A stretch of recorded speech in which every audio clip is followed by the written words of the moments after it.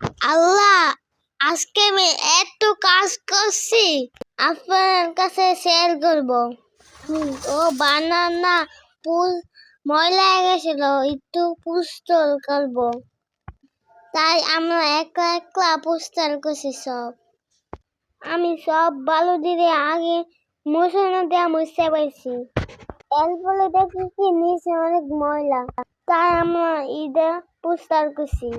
আমরা অনেক কষ্ট করা এটা পুস্তক করতে। আপনারা প্লিজ লাইক টাইপ করে দিও। এরপর আমি ডালু দিব।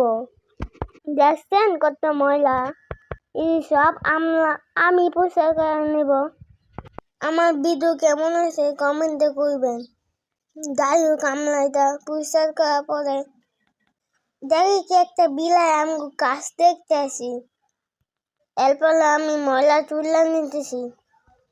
এখন আমি বাইনা মুছবো। এই মতো 2 বোন পানি, স্যাপ লং, এরপর পাউডার দিয়ে দিব। ভালো করে মিক্স করব। এরপর এর ভিতরে আমি লবণ দিব মুছার জন্য। এখন আমি এটা নিয়ে রেখেছি, এটা অনেক ভারী। আমি অনেক গরম হয়ে গেছি গা। আমি এখন এটা মুছবো, এই জন্য একটু টিপা করতেছে। এই তো আমি মুছতেছি।